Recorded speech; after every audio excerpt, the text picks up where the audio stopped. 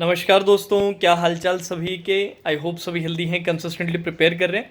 तो RRB PO mains का paper हो चुका है एज़ यूजुअल। ज़्यादातर जो पेपर होते हैं ना, उसके बाद बच्चे सेटिस्फाइड कभी नहीं होते अपने परफॉर्मेंस में। बहुत रेयरली मैंने कोई ऐसा पेपर देखा है जिसके बाद बच्चे कह रहे हैं कि सर मज़ा आ गया, एकदम जो सोच रहे थे वैसा ही हुआ। ज़्यादा बार यही होता है, स्पेशली मेंस एग्ज़ाम में तो होता ही होता है। बाकी मैं अपनी तरफ से कुछ पॉइंट्स ऐड करना चाहूँगा कि आरआरबी पीओ मेंस का इस साल का जो अपना पेपर रहा है वो डेफिनेटली लास्ट ईयर से ईजियर है। लास्ट ईयर जो पेपर था आरआरबी पीओ मेंस का वो काफ़ी आसान आ गया था। रीजनिंग के लिए भी मैं ये बात कहूँगा स्पेसिफिकली। तो 2021 में जो अपना रीजनिंग का पेपर था उसके काफ़ी सिमिलर लेवल रहा है। 4 पज़ल आपसे पूछी गई थी। 4 में से 2 पज़ल थोड़ी ज़्यादा डुएबल थी, जैसे कि अपनी स्क्वायर सेटिंग वाली और मंथ डेट वाली। वो टाइम में बन सकती थी, मतलब आप 6 1 मिनट देते तो वो बन जाती। बट जो बाकी दोनों पजल्स थी वो लेंदी थी, जिसमें से एक पजल थोड़ी लेंदी ज़्यादा थी, 8 10 मिनट तक भी लग रहा था उसमें। आपकी आई थिंक क्लासिफिकेशन वाली थी। तो क्लासिफिकेशन वाले में भी था कि कुछ बच्चे ऐसे थे जो 7 8 मिनट में भी कंप्लीट करके बैठ गए। तो उसको वो है कि कई बार कई चीज़ें पकड़ में आ जाती है, कई बार वो चीज़ दिखती नहीं है कभी भी। बट लेंदी ज़रूर थी, क्लासिफिकेशन वाली भी लेंदी थी और आपकी लीनियर वाली भी थोड़ी लेंदी थी। तो मशीन इनपुट आउटपुट फिर आसान आ गया, तो उसको काउंटर करने के लिए 5 क्वेश्चन थे, आराम से मज़े से बन रहे थे, 6 स्टेप्स वाला। देन आपके इनइक्वालिटीज़ थी। इनइक्वालिटीज़ आपकी देख लो, कोडेड वगैरह कुछ नहीं आई थी, नॉर्मल वाली इनइक्वालिटी थी, बस ऑप्शन सेंस में था। तो वो 3 क्वेश्चंस आप निकाल सकते हो। उसमें से एक डेफिनेट फॉल्स का कंसेप्ट जरूर डाल दिया था, जो थोड़ा सरप्राइजिंग था, क्योंकि मैं डज नॉट फॉलो जरूर उम्मीद कर रहा था, और वो भी सिलॉक्स में उम्मीद कर रहा था, पर वो आई किस में, वो इनइक्वालिटी में आई। पर डज नॉट फॉलो नहीं, डेफिनेट फॉल्स आई। अब डेफिनेट फॉल्स का कंसेप्ट ऑलरेडी आप लोगों को करवा रखा है मैंने। जो बच्चे मुझसे पढ़ते हैं उनको कोई प्रॉब्लम नहीं होगी, आराम से बना लिया होगा। डायरेक्शन का सवाल सिंपल सा था, उसमें कोई ऐसा मेजर नहीं था, आराम से बन गया होगा। ब्लड रिलेशन वाला क्वेश्चन गलत था। आई थिंक उन्होंने पूछने में शायद तक कुछ ना कुछ गड़बड़ कर दी होगी, क्योंकि आंसर आ रहा था ग्रैंड मदर और ऑप्शन में ग्रैंड डॉटर दे रखा था। तो जो पूछ रखा था वो शायद तक उनका बनाने वालों ने कुछ सवाल में ये पूछने में गड़बड़ कर दी होगी, एक्सचेंज कर दिया होगा। पूछना चाहते थे ग्रैंड मदर, पूछ लिया ग्रैंड डॉटर, मतलब इस तरह का ऊपर नीचे का हिसाब रहा थोड़ा सा। इसके अलावा अगर अपने बात करें तो एक सिंगल थी अनसर्टेन लीनियर रो वाली, 19 आंसर आ रहा था, वो बड़े आराम से बन गई थी। और क्या क्या था, सिलॉक्स थे 3 क्वेश्चन, वो तो बड़े आराम से बना लिए होगे सभी ने, उसमें कोई प्रॉब्लम नहीं होगी, क्योंकि कोई खास नहीं था, प्री लेवल वाला ही था। 4 स्टेटमेंट 3 कंक्लूजन, उसमें कोई प्रॉब्लम नहीं आई होगी।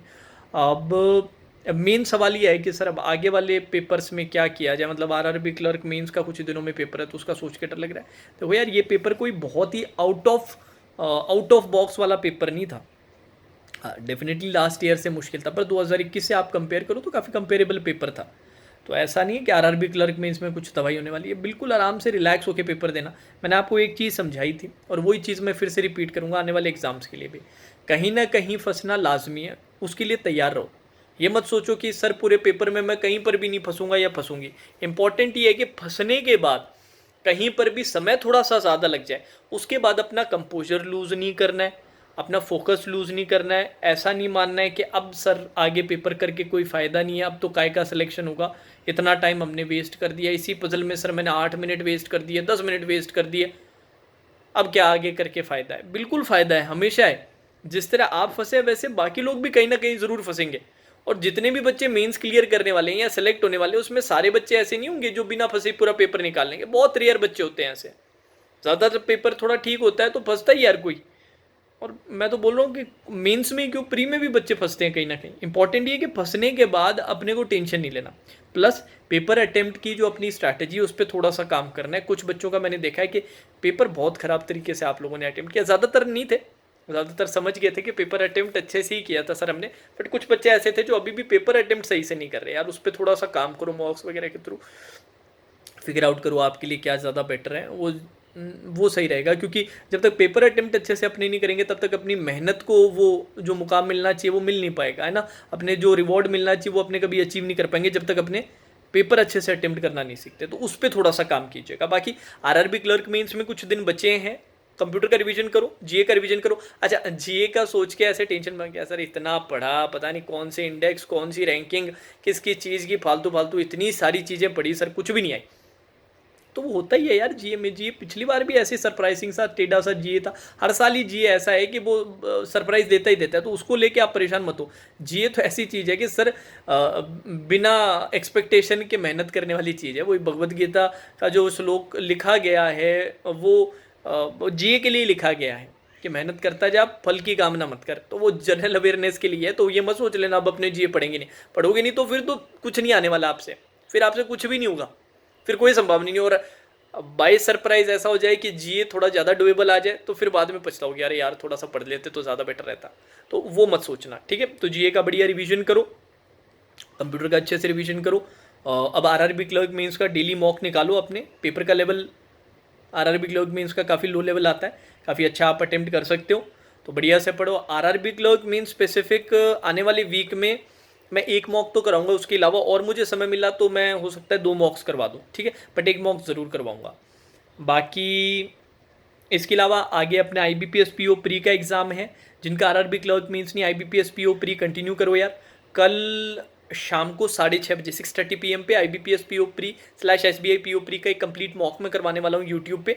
All 35 questions with timer. सभी से रिक्वेस्ट है क्लास ज़रूर ज्वाइन कीजिएगा। लिंक अभी मैं एक्टिवेट कर दूंगा वीडियो के बाद, अभी है ना, लिंक एक्टिवेट करवा दूंगा आप लोगों के लिए। तो सभी से रिक्वेस्ट है ज़रूर आना। अब अपने रेगुलरली जो टाइमिंग है ना उसमें थोड़ा फ़र्क आ जाएगा, क्योंकि अब कल से मेरा एक और नया कोर्स स्टार्ट हो रहा है। तो यूट्यूब का अपना टाइमिंग अब 6:30 बजे का रहेगा। जो भी क्लास रहेगी वो 6:30 PM पे रहेगी, ठीक है।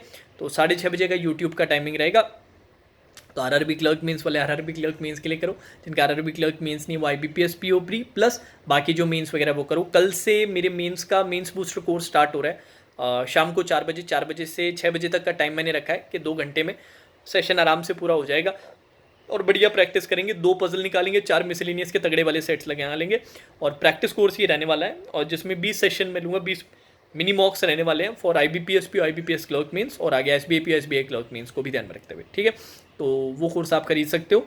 अभी भी सेल चल रही है, जन्माष्टमी वाली सेल। कोड कान्हा इस्तेमाल करके 25% सीधा ऑफ मिल जाएगा। बाकी आप चाहें तो संपूर्ण बैच भी ले सकते हैं, एक थोड़ा ज़्यादा डिटेल्ड बैच है संपूर्ण batch for SBI PO and IBPS PO pre plus mains के लिए।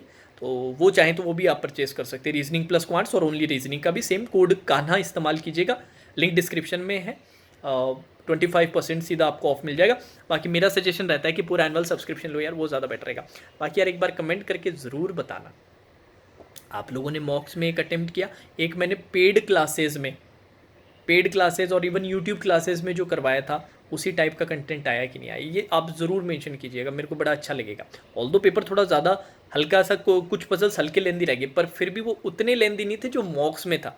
वो टाइप के क्वेश्चंस नहीं है जो मॉक्स में थे या बाकी टीचर करवा रहे थे। Coded inequality, coded syllogism, coded blood relation, coded direction sense, 15-15 minute वाली पजल्स, न्यू टाइप की पजल्स, उस टाइप के नहीं है। अपने ने लीनियर रो विद वेरिएबल करवाए हैं, अपने ने डेजिग्नेशन वाले कराए, पर डेजिग्नेशन आया नहीं, सॉरी, क्लासिफिकेशन वाले करवाए हैं विद वेरिएबल।